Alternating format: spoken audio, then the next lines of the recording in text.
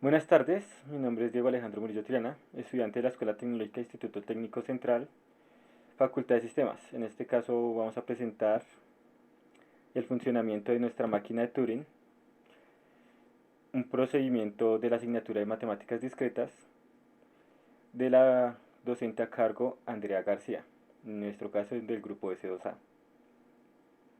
Nuestra máquina de Turing cuenta con su escáner, en este caso esta palanquita, y su cinta.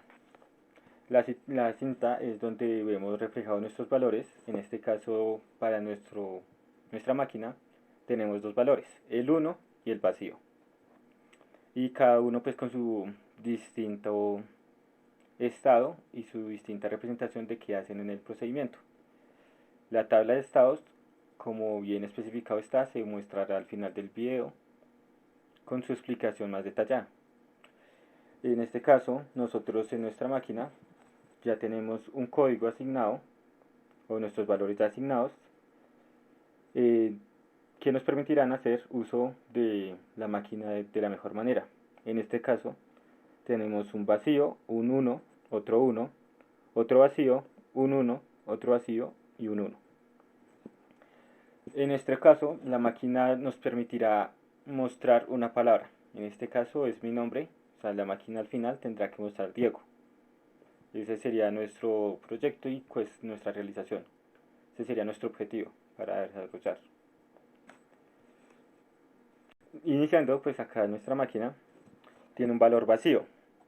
Y como nos dice nuestra tabla de estados, en este caso no está en estado A, que es el estado inicial, si en estado A está en vacío, se mueve a la derecha y se queda en estado A. Movemos a la derecha y sigue en estado A. Ahora tenemos un 1, seguimos en estado A.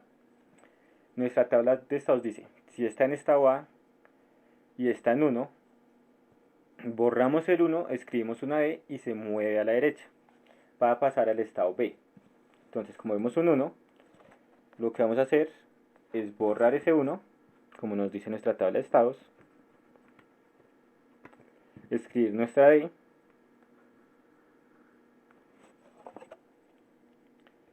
y movemos a la derecha. Ahora vemos que nos encontramos un 1 en estado B, el cual nos dice, si en estado B está un 1, borrar el 1 y dejar en vacío y quedarse quieto. O sea, borramos el 1 y dejamos en vacío y nos quedamos quietos en estado B. Como podemos ver, ahí ya no está el 1 y se queda en vacío y sigue en estado B. ¿Y qué dice? Que si en estado B está vacío, escribimos una I y se mueve a la derecha y cambiamos a estado C. Entonces, ponemos la I, como podemos ver, movemos a la derecha y vemos que nos encontramos otro vacío. Al momento de encontrarnos este vacío en estado C, dice, si está en estado C, está vacío, escribir 1 y se queda quieto. Procedemos a escribir nuestro 1.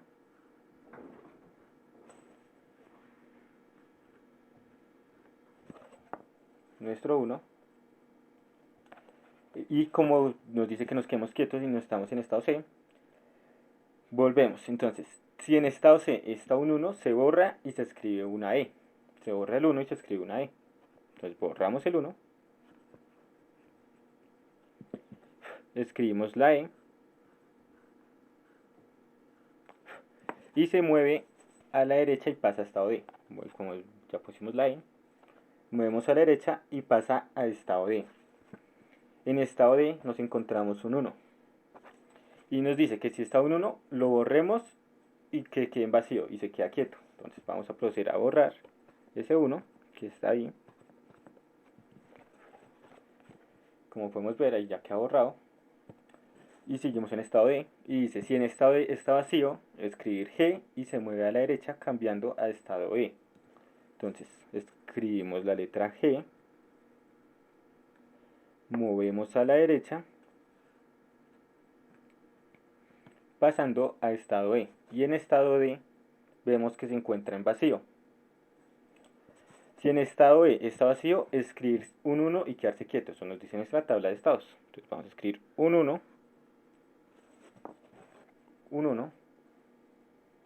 y nos quedamos quietos.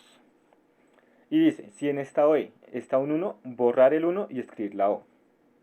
Y mover a la derecha y pasar a estado F. Borramos, escribimos la O, movemos a la derecha y pasamos a estado F. En nuestro último estado y nuestra última cosa tenemos la variable 1, el cual nos dice, si está en estado F y está 1, borrar el 1, dejar en vacío y quedar quieto. ¿Qué vamos a hacer? Borrar el 1 y dejamos ahí quieto. Y ahora nos dice en estado F, si en estado F está vacío, dar finalizado el programa. Movemos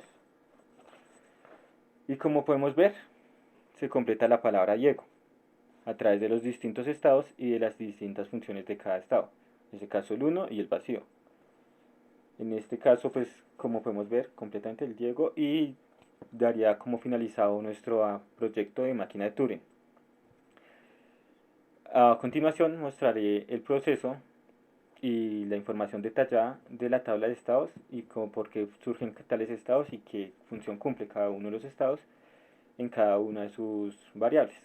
Bueno, como ya terminamos nuestra video de la máquina de Turing en la parte del procedimiento, ahora vamos a mostrar la que viene siendo la tabla de estados.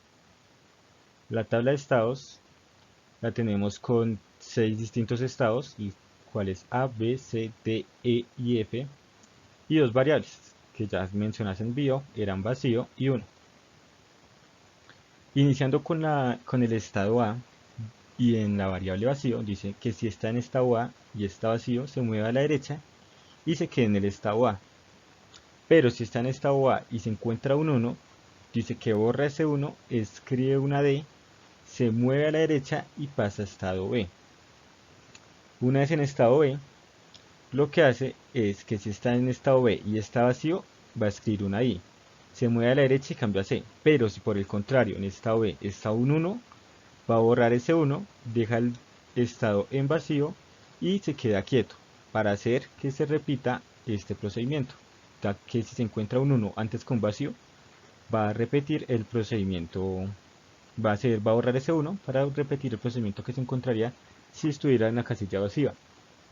Ahora, en estado C, dice que si está en estado C y está vacío, va a escribir 1, se va a quedar quieto.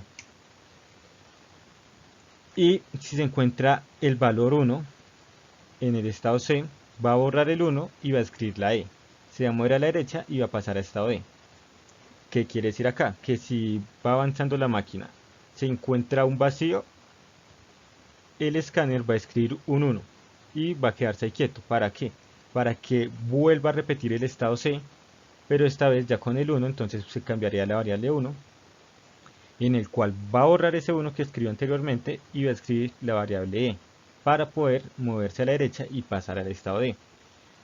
En el estado D es repetir el procedimiento que se hizo en el estado B, simplemente cambiando a la letra G en vez de la letra I y moviéndose a la derecha igualmente y cambiar al estado B, que es el siguiente. Y pues lo mismo con la variable 1, que sería que se queda, que si está en 1, pues borra el 1 dejándola en vacío para pues repetir este procedimiento. En el estado B tenemos lo mismo que en el estado C, y que es que si está en vacío va a escribir 1 y se va a quedar quieto, que si está en 1 va a escribir E, va a escribir O, perdón, y se va a mover a la derecha para pasar al estado F.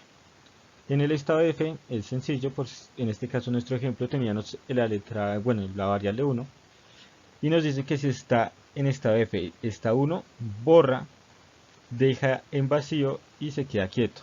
Pero por el contrario, si está en vacío, que es después de este estado, va a escribir, a dar fin al programa, o sea, va a decirle que fin al programa y ya, va a mostrar por completo la palabra Diego.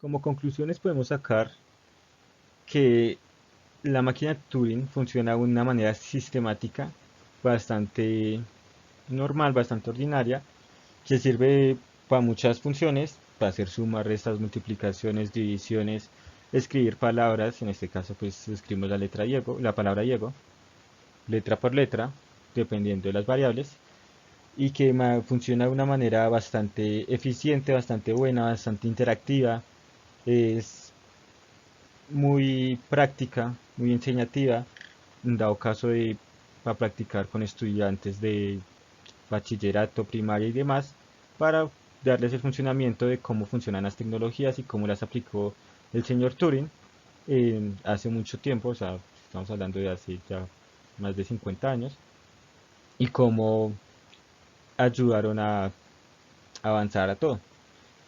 Y eso sería nuestra exposición, nuestro video de la máquina de Turing. Y con eso pues finalizaríamos con todo. Muchas gracias.